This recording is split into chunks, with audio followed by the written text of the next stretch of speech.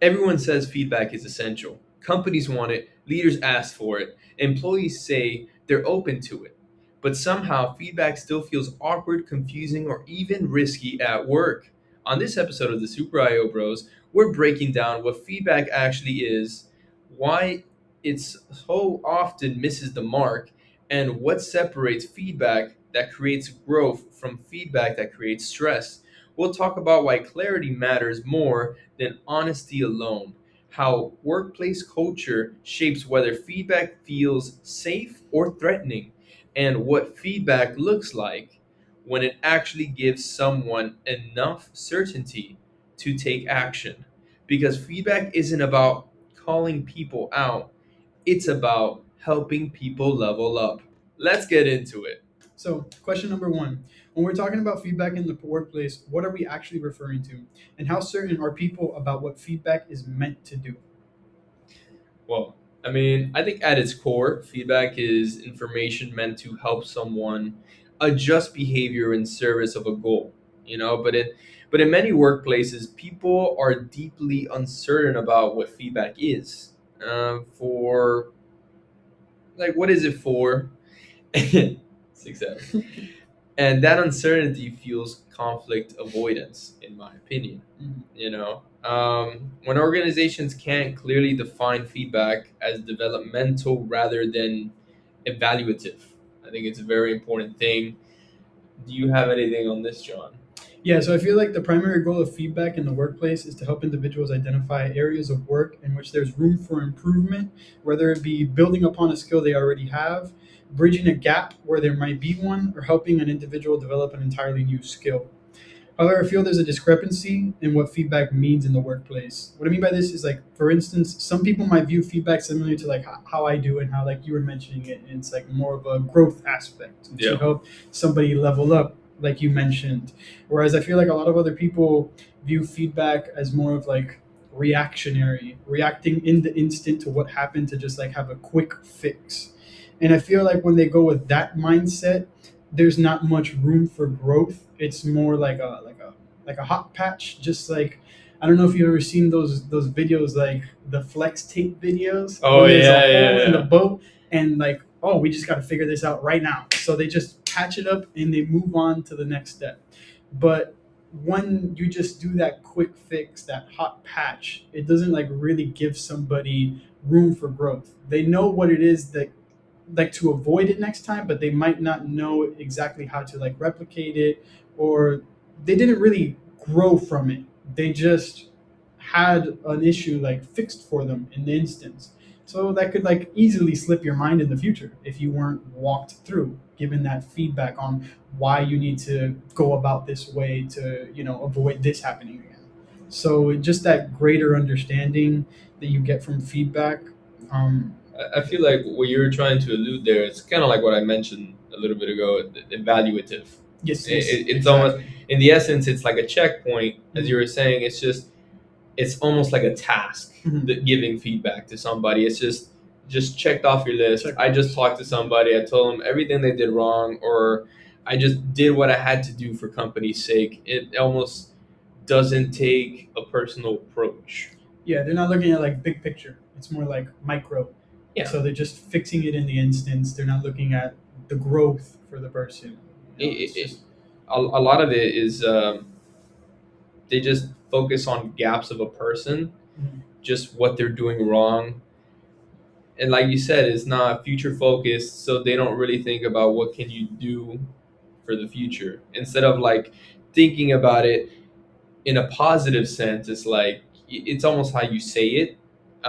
It's like, let's say you keep tying your shoes but you keep double knotting, so you have trouble when you take off your shoes. Let's say you slip them off and you try to put them back on, you try to untie them, and that takes you a lot of time. So let's say you get late to work every day for it. Yeah, it's a crazy shoelace, huh? But with that said, the manager might be like, okay, maybe we should stop double knotting it. Let's get some And sketchers. yeah, maybe get some sketches, maybe get some Velcro. Some I don't know, a strap little ons. strap, or we just do a single knot. Like it kind of like going forward, we should probably try to do this instead of like stop trying your shoes double knotted. That doesn't really give you a Exactly. fix. It just kind of like tells you, okay, this is what you have to do. Especially if that's the only thing that the person knows how to do. Then what are they going to do? Nothing. Exactly. Yeah, I'm just some not gonna people wear shoes. only knows how to double knot, triple knot. Going Like barefoot. Going barefoot. because maybe they don't like how long the laces get when they Exactly. do a single knot. But Mhm. that's how it goes. Yeah, it somewhat reminds me of like a lot of jobs in retail, like Target, Walmart, where feedback is not really guided. It's more just on the spot and very like vague. Mm. Like the way they give feedback would be something like, "Oh, you need to go faster," or "You did something wrong," but they don't really explain what it is that really went wrong. Mhm. Mm. And so the employee is just left kind of guessing. And then when the employee does happen to do something good, they never get They're not commented on praised it. Yeah, for they're it, not yeah. praised, they're not told good job, nothing. So Mhm. they're just left guessing constantly. Yeah, it's like a guessing game, like pin the tail on the donkey, sort of thing. But I feel like that's almost more on the organization for like Yeah. leadership issues. But that's a Yeah, story for Yeah. another It's day. culture. So in hindsight, I just feel like feedback just in those senses it just becomes emotionally charged, not Yeah. because it's harsh, but because the purpose is Reactionary. unclear. Yeah. Which goes into our next question. Why does some feedback feel unclear or unhelpful? While other feedback leads to learning and change, how does certainty influence that difference? Now, I mentioned a little bit earlier conflict avoidance. Now, what I have here is feedback feels unhelpful when people are focused to interpret intent instead of focusing on the action.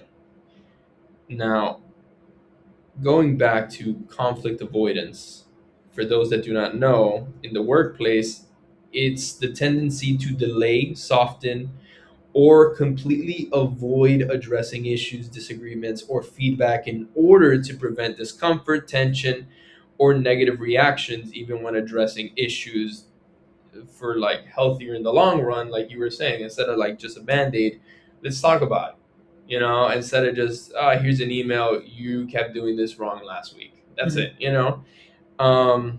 But here's a good example I have here. It's a manager notices an employee consistently misses deadlines, but doesn't address it directly. To avoid any uncomfortable conversation, months later, frustration builds from the said manager, and the feedback comes out abruptly during a performance review. The employee feels blindsided and the trust is damaged.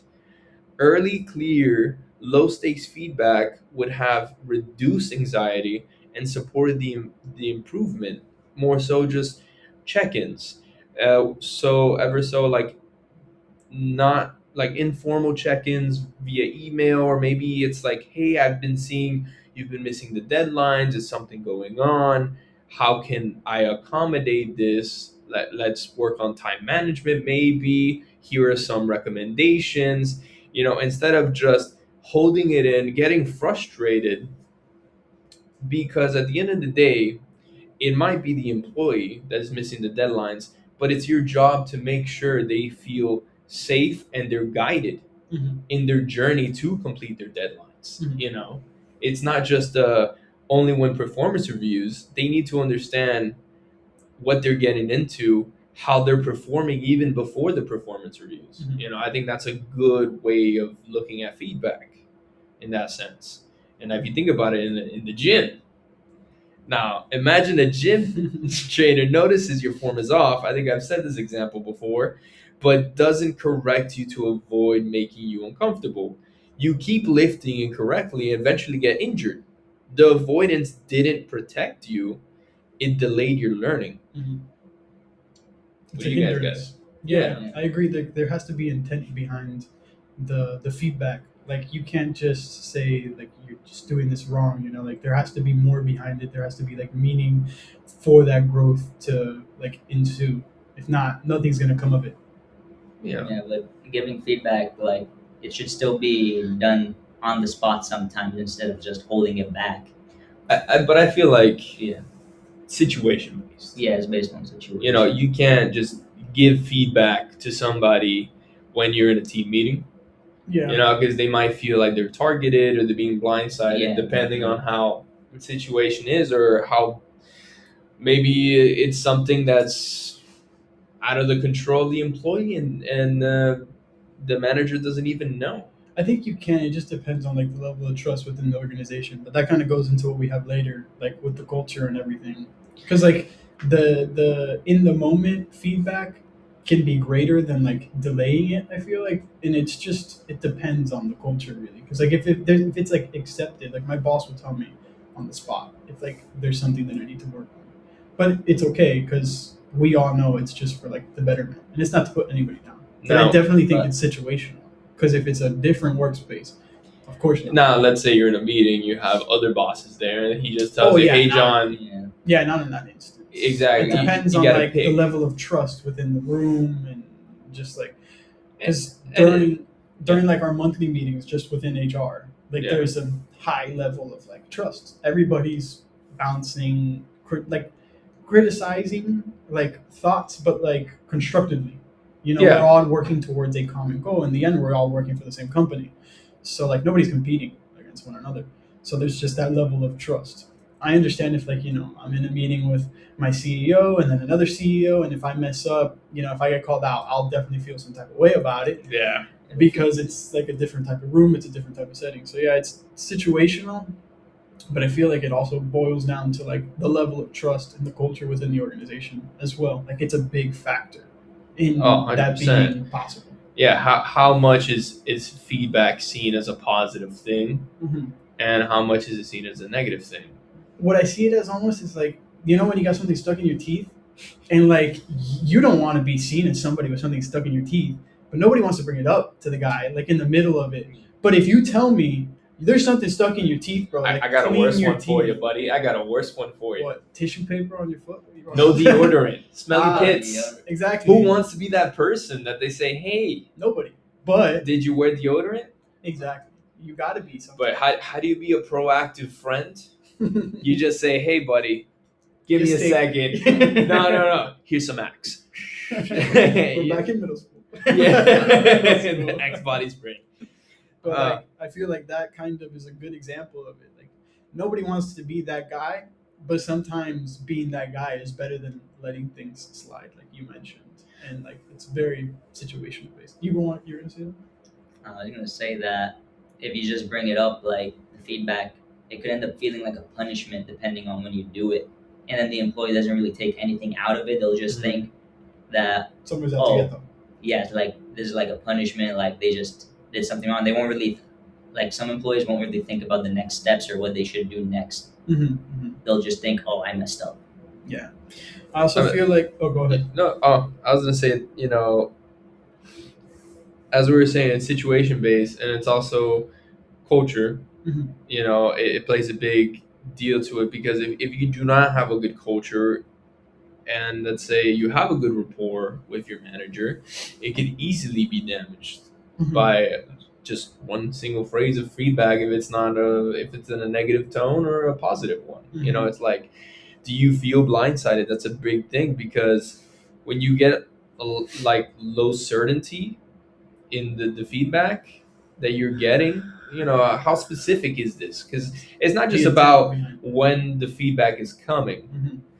it's about how it's being delivered, but also what is being said. As we said, how specific is that said feedback to somebody? Because with low certainty, it could cause anxiety and therefore avoidance. Maybe that person is having an issue with their deadlines because of a software issue, but they won't come to you for it, even though you know how to go to the tech support and figure it out and help them with the process. They probably won't go to you because you have been giving them very negative feedback, or you kind of don't relate to them what they should be doing properly. Mm. You don't have that environment with them. It could lead to longer deadlines, or a task that could have been done in maybe an hour with tech support could take maybe 2 days. because maybe the manager knows a connection in tech support. Because I know tech support's probably always busy, almost. There's technology everywhere nowadays. Whereas high certainty builds, it can build confidence. It builds experimentation for creativity in the workplace, and improvement. And I know you've been doing a lot of creative projects in your workplace, John. Mhm. And can you talk about how like your boss has been encouraging that? Yeah, so I mean that's been a thing since day one. Feedback has been definitely like very important. We've been having like periodic checkups in meetings along the way to make sure that I'm aligned with like my tasks, but as well as everything that I've been creating on my own align with the bigger picture of my role. So, like you mentioned, I've been creating a lot of projects, and those are just all self-driven. I create the idea, and similarly to like how we were talking about in the last episode when we were talking about curiosity, the idea just kind of pops up, and I just work on it on my own, and I essentially come with a finished product.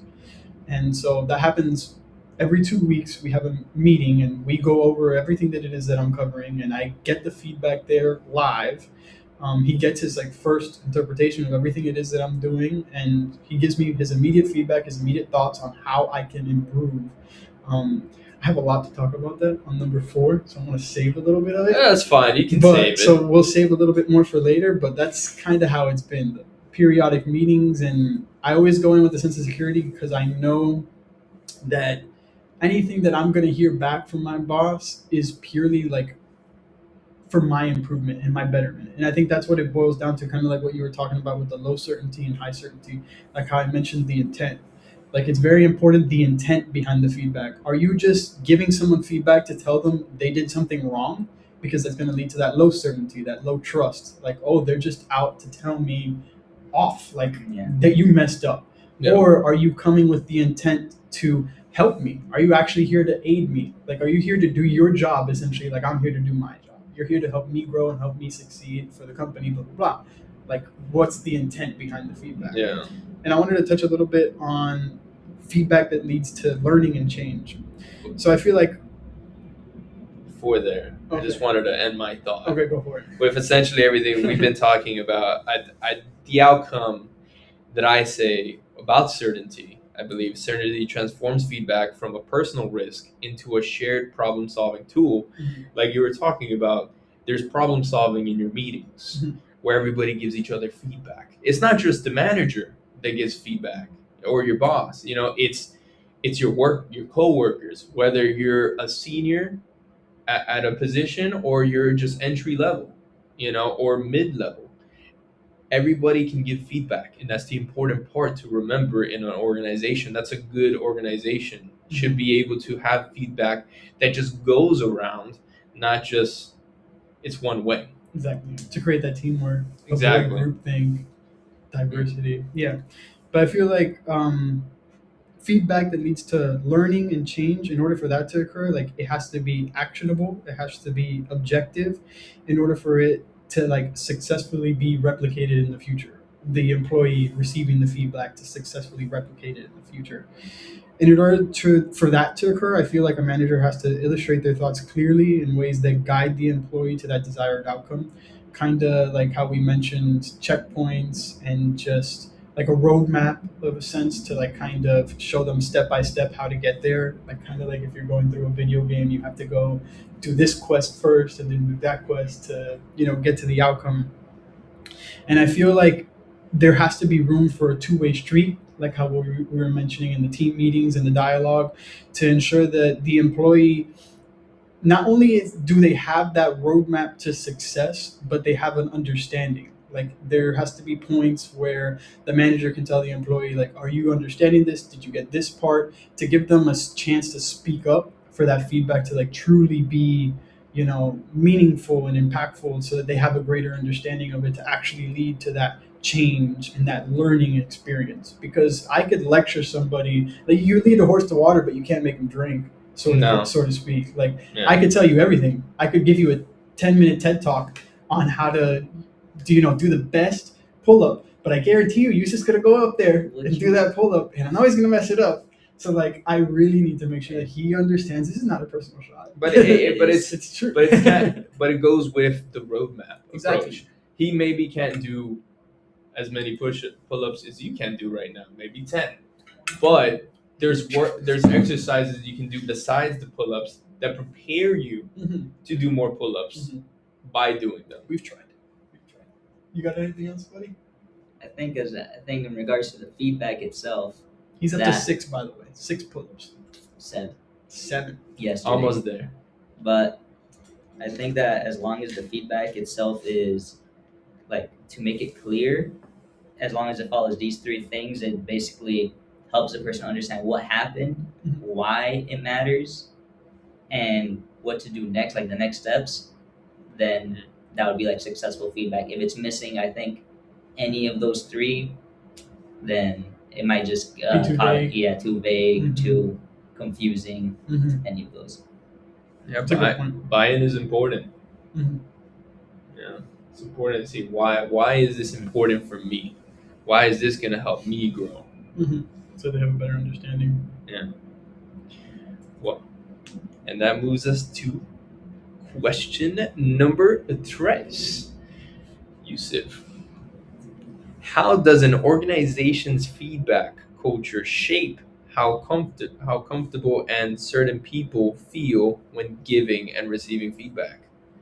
Talked about this a little So I think that feedback needs to, for the most part, be somewhat predictable because sometimes, like we were talking about, like feedback on the spot, it might feel if it's not done correctly or the culture just isn't like built around that, like it's not something that the employees are used to, then it might cause some anxiety or confusion. But if it's more predictable, like let's say a performance review or a once a week check-in, then the employee can expect it and be prepared for it ahead of time, kind of. bit. But most of the time, feedback is not just so cut and dry. That would mean they know exactly what the feedback is on. Like sometimes it's feedback can be something that an employee doesn't see himself, but the manager does see. I feel like what he was trying to mention with the consistency there is kind of like what I was mentioning earlier. Like, I know I have my 2-week meetings every 2 weeks, right? Yeah. But you don't know what's going to be mentioned, and that's true. Like, it's not predictable. But the consistency that I've been shown since the beginning with these 2-week meetings is that the purpose for them is solely for my growth. It's not to critique me it's to critique me, but it's not to critique me in a negative way. So the consistency in having those 2 meetings, every month, is solely for my benefit. So I know going into it, no matter what, I'm gonna walk out either knowing more or being secured in like the route that I've been going is correct. So I'm getting that like positive reinforcement, or I'm getting something that I can build upon. Like I'm getting the negative feedback, but it's solely intended for my growth. So going into it, I can like go into it my guard down. Like I have that extra added security, that comfort in knowing, this is for my betterment. Which goes back to the conversation of what's more valuable, in the moment feedback or scheduled feedback. I think it's It all. depends. I don't think it depends. I think both of them have their pros and their cons. Yeah, I feel like minor feedback maybe in the moment, like a little tweak. It's like, hey, I'm noticing you've been missing, or you've been coming in late. Like, what's going on? Mhm. I think that's like feedback that doesn't need to be in a scheduled Scheduled. meeting with a team, maybe per se. Unless it's persistent. Unless maybe you have like I would say like individual meetings. If you have individual meetings, I guess yeah, you can do the schedule. But if it's team meetings that is scheduled for the creative purposes of it's creative feedback, everybody's getting a say. It's not just because your boss can give you feedback on something, and you could explain to him, I don't think this is gonna work, and you give him feedback based on what you know. And it goes both ways. Mhm. So I feel like more in the moment feedback tends to be not as complex per se most of the time. Maybe just like a little tweak. I think why I think you need both of them is because like as a whole, it just adds like it creates that level of Oh, trust. they're both needed. Yeah, like the consistency, like in knowing that like I'll get it in person, like how we were talking about like something stuck in your teeth, like, and the scheduled ones, the planned ones where I can anticipate it. Like I think it creates just a greater sense of clarity and knowing they're always looking out for me in the best way. Yeah, and it builds trust. Exactly, I it feel builds like trust. it builds more organizational commitment to Mm, that person. like a You know, teamwork, yeah. actual team. So it's imagine you're an athlete and you're on a team. Everybody's doing their thing. I'm let's say we're swimmers. Everybody's swimming. Everybody's competing. You only got 4 spots in a relay, um, but everybody's on the same team. Mhm. So when you compete for your team. Mhm. You know, but the you only got 4 spots. That's for the best people. But you coach comes to you not just in team meetings, because team meetings everybody gets a little something. They get a little tweak. But he comes to you personally. And he's like, "Hey, I've been noticing you've been dragging a little bit. Maybe lift up your hips a bit more, and you'll get a better pull. So and less resistance in the water.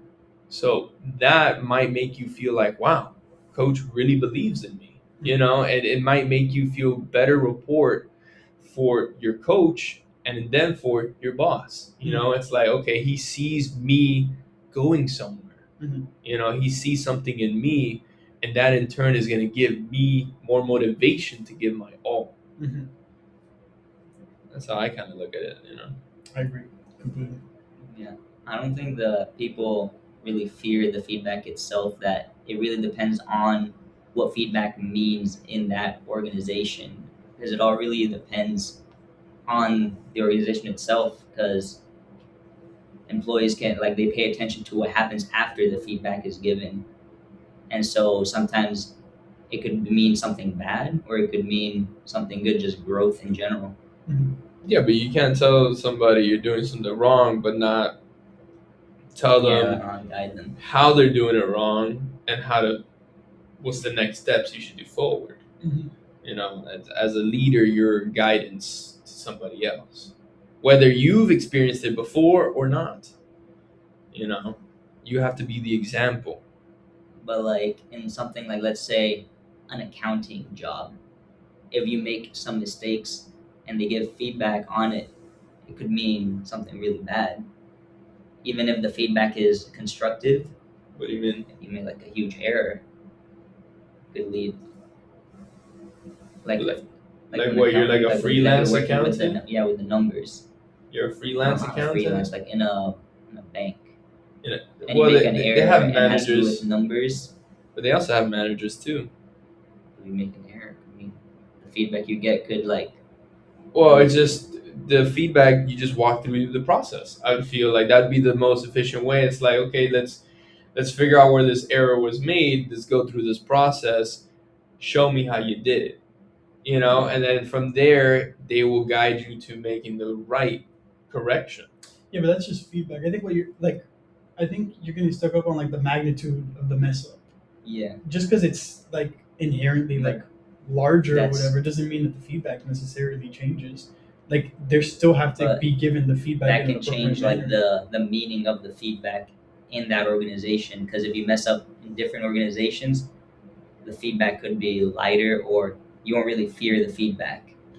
I understand like the But concept that you're trying to say, but I think it really just depends on like the severity of what it Yeah. is that Yeah, you've done. but Like, have we broken laws here? 'Cause- most of those accounting errors though, the employee doesn't know they made the error. If not, they would probably fix it. It's later on Mhm. they find out there was an error and they go back There's to room the to correct. employee and then they kind of talk it through.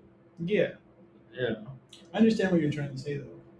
But Yeah. I think that comes down to that's something entirely different. I think it comes down to the organization and like what rules do they have set in place, what expectations do they have of the employee. Mhm. and it's like, you always get strikes at a company. You don't want to hit all the strikes, but Mhm. you can. Yeah, that involves like what feedback could mean in the organization. Because if feedback are like strikes, then the employee is gonna fear the feedback itself because they're aware like, oh, I'm this is basically a strike one. What if an organization is only giving feedback for strikes? I think that's not a very good organization. Yeah, I think we're hung up on like a wrong idea. We're Yeah, going down the bad path. yeah, Just buddy. keep going. That's very conflict. That's not conflict avoidance. Yeah, yeah. We're talking about trust, Yusuf. Yeah. No, we're not talking about antitrust here. Trust grows when feedback is consistently leads to learning, not punishment. Come on. Mhm. But which kind of like we go into, we've talked about uncertainty, we've talked about trust. Let's talk about the next topic. What does feedback look like when it provides enough clarity and certainty for someone to take action? And where do organizations tend to fall short? Actual feedback reduces conflict by removing ambiguity. As we were saying a little bit before. Now, I know you've had something to say about this, John, with your boss. Let's Yes. talk about it. Okay. So I feel like what my boss does like a really good job in like avoiding falling short is he's not in his feedback, he's never prescribing me something. Like it's not a prescription. I'm not going to a doctor and he's telling me do this, this, and this, and you'll get better here. He's very much like he's giving me like the recipe for success. He's giving me points of which I can continue to grow upon. Like it's not always so this is the way kind of thing. Like he's not the Mandalorian, right? Like we're not being forced down this, one certain path. He's giving me his interpretation of how I can improve on a certain task, on a certain area, but he's also leaving it up to me open a little bit where I can continue to grow, maybe even beyond what it is that he has. Views, like whatever he is, like he can see in that moment. For Yeah. instance, like when you were bringing up earlier, how like I could mention something to him. I had a similar instance literally this week where we were reviewing all the projects that I had come up with, and he saw a vision for one of my projects that could go in a different avenue. And while his vision could work, I thought that it would maybe be like a greater impact to the organization if we could separate those ideas. I could create something based on his vision that he wanted, which was similar to mine, while still maintaining like the vision that I had for this other project. There were similarities, but like we came to the conclusion that They were different. they were different and it would be better off keeping them separated. But if he would have just came out and told me, yeah, we're going to take this and we're going to put it like over here, like we're taking your idea and we're going to turn it into this, it just wouldn't have been as effective as if we tweaked his idea that he had. Like he was trying to make a tweak on mine and I made a tweak on his and we like came up to a better picture, for Yeah. instance. Worth the deal. Essentially, yeah, like we mentioned earlier, like the two-way street kind of thing. Like there has to be room for growth for even both of us. Yeah, when feedback is good, it builds trust. When trust is built, it builds conversation. Exactly. And if without that trust, I definitely wouldn't have been like, hey, maybe we can. I don't like that idea, buddy. Exactly. Let's do a two-parter. If you look at it, that's essentially what I said, but that's like somebody else could have been rubbed off the wrong way by me speaking up to a superior in a sense and telling him, I don't think that's a good idea, we should do this. But since we have that level of trust from the consistency, from all the meetings we've had, from the understandings we've had, he knows, first of all, I knew that he wasn't disrespecting my idea.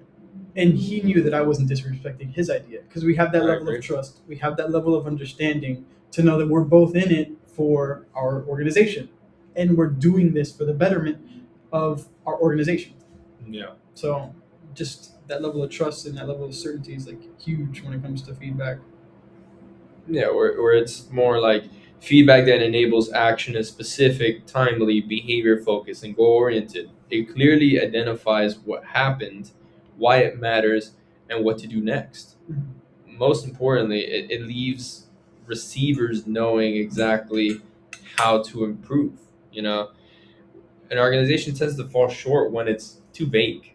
Mhm.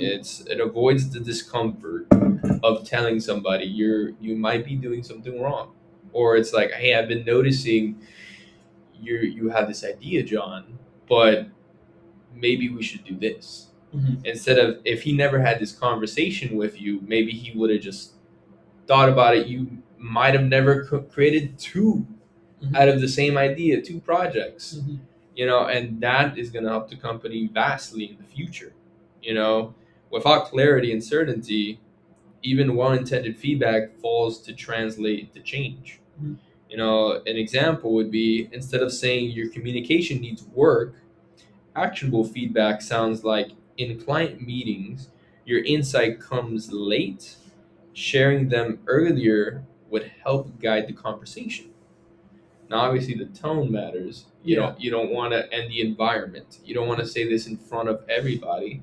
You kind of want to be like, hey, look, next time I'm noticing when you're talking to clients, you give your insights a little bit too late, and it's kind of a little bit off topic. Their mind is already going to the next topic, and they probably feel like, because you're sharing that, you're not guiding the conversation. Instead, it's their job to guide the conversation, but it's your job to guide the ideas, to guide a path for our clients. Mhm. you know just redirecting, showing him what the goals of the organization is. What's the mission, what's the vision. And a good feedback should remind somebody about what's the vision, what's the mission, because if you don't know where you're going, you Oh, might you're gonna even get just plateau. Yeah, there. if you don't know where you're going, you don't know what you're walking towards, who you're walking for, Yeah. Mhm. mostly yourself. But it's just everybody's always learning everything different about yourself. In life, there's a saying that says you only stop learning when you're dead. Mhm. So every day is a new learning experience, whether it's you saw a bird fly and land on a pole that might have been like close to your house, but then the next morning you saw it across the street land on the pole. So now you're like, oh, so he doesn't like that photo. Maybe he took care of his business. He pooped on my car, and that's it. He's on to the next one. This guy's an Bigger and better adventurous things. bird. Yeah. So you can examine things every day in life. Mhm. What do you think about that, Yusuf? I think that bird's a little weird, but I think that, what is it called? But yeah, but feedback, like, it doesn't have to be like soft how it's given. Like, it doesn't have to be No. how the person gives it is like, oh, like they just, like, they speak softly and try to be nice to the person. It Yeah, just has to be that, like, it's usable, I agree. and as long as it's clear, it allows people to really learn instead of just have it in their mind what it is they need to do next.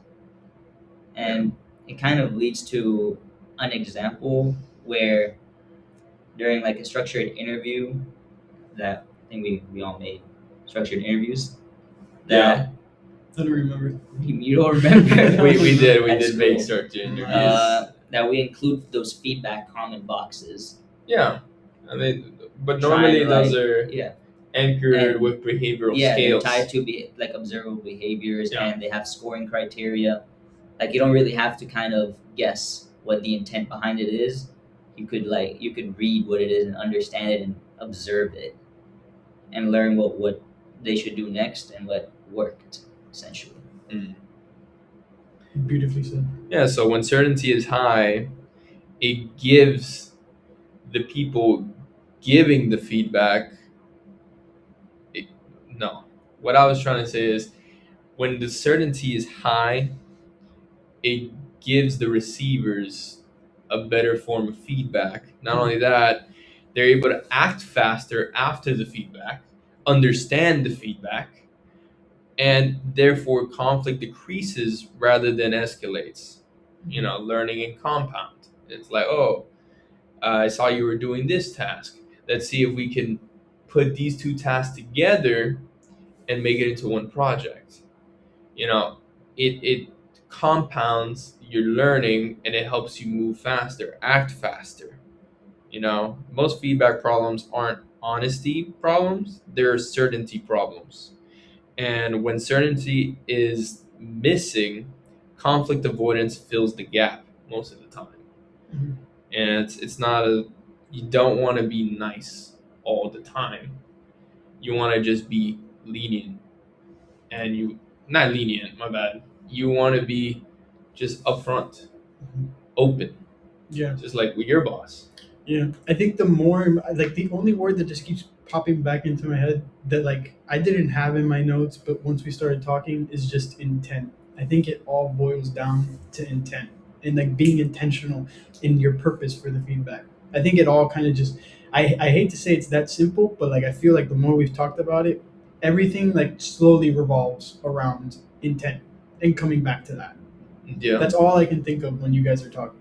Like we keep talking about certainty. Like certainty comes back to intent, and like in knowing that they're giving me this feedback for growth, and that's like what successful feedback is. And I think organizations fall short because honestly, most of the time, the intent behind the feedback isn't a good one. Like it's reactionary, like how we mentioned earlier. It's a hot fix, and because that just boils down to leadership in organizations training leaders to be successful leaders, Yeah. so they don't have the skill set to give the intent and give the meaningful change to the employees. But that's why I feel like my boss is so good at what he does, is because he's been in the organization for years, and like our organization is huge on training, and so like these leaders are ready to succeed when they become leaders. Like they have the guidelines already, like Now, to give that meaningful change, give that meaningful feedback. now we've been talking a lot about leaders, Mhm. but do you feel that feedback is a one-way street, or you feel that that person has to be open to the feedback? I mean, there's factors like the culture, as we said, and Mhm. stuff. But is there some people that are less prone to accepting feedback, more of maybe an ego thing, or maybe they're just not high on the coachability standard? I think it goes back to like what I mentioned a little bit ago, like how I said you can lead a horse to water, but you can't make it drink. Everybody got And different needs. and in that sense, that horse is like a two-way street almost. Like my boss can lead me to water, but like I can't drink. Like I lost my train of thought. But I get it. I you get get it. what I'm trying to Yeah. say? Like I have to be just as willing to receive this feedback and implement it as he has to be just as willing to give me effective feedback and lead me to that, Now, to the water, the figurative water. now, is it the leader's job or the boss? Is it the giver of the feedback's job to tailor said feedback to somebody that might be more opposed to feedback? Figure out ways, Yeah, or because is it they're the leader. solely on them? Yeah, it's the leader. I think it all comes back to the organization and like ensuring that leaders are propped up to succeed to give this feedback. But I mean, I think it does depend on the leader. But Now, what do you do?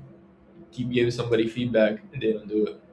well, I mean, like how we mentioned the strikes and Yeah. stuff, it comes to a point.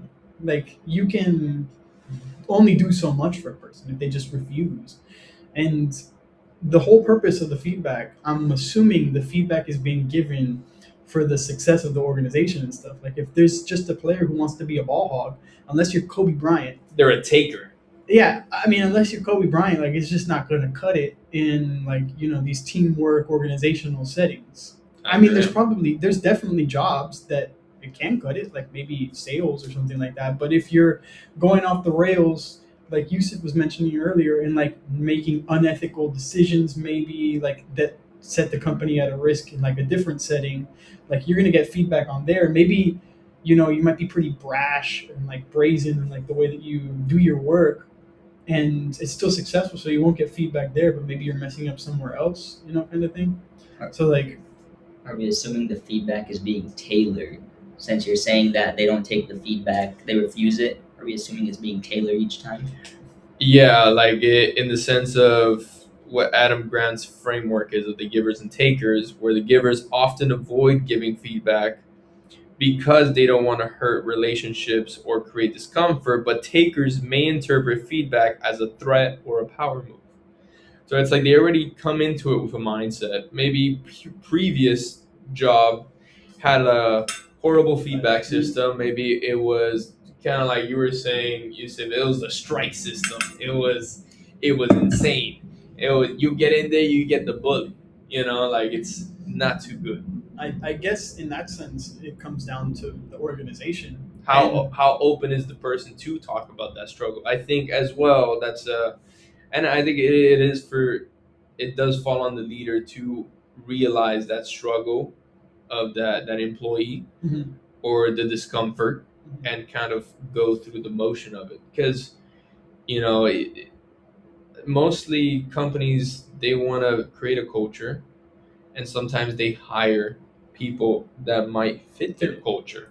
Yeah. So rarely would you have said employee that wouldn't Makes fit it the through. culture, but Yeah. if it does, maybe it can help the company grow, but you have to tailor the culture to said person in a sense. I would say in terms of feedback Mhm. because you want them to accept the culture or you want them to be able to work with the culture, Mhm. while still keeping their identity. They could be whoever they want to be, but just they have to be able to just understand and rationalize with the culture. Maybe if it's a feedback heavy culture, Um, I know we've had a classmate before that he did not like the feedback happy go lucky culture at his job that he worked at Google. Mm. But I know somebody that does like that culture and thrives in that culture. And he felt like it was a hassle because of all the checkups weekly. He felt like he wanted to be more independent, more autonomy. But the sense in that situation is just kind of breaks it down as like how much are you willing to bend for one individual if you have set rules and regulations for team meetings, and one person wants to be more autonomous. That kind of goes with it depends. Yeah. It always comes It back to it depends. depends. So if there's one thing to take away from this episode, it's this. Most workplaces don't struggle with feedback because people don't care. They struggle because people are unsure, uncomfortable, and trying to avoid conflict. Conflict avoidance feels like protection in the moment, but over time creates confusion, missed growth, and broken trust. Feedback works when it's clear, timely, and grounded in shared goals. When people know the intent isn't to criticize, but to help each other get better. So, whether you're giving feedback, receiving it, or building a culture around it, the question isn't how do I avoid conflict? It's how do I create enough clarity and trust that conflict turns into progress. There's That's where real growth happens. Thank you for listening to Super IO Bros. If this episode if this episode resonated, share it with someone who's navigated feedback before, at work, or leading them through it. We'll catch you in the next time. Bye. In the next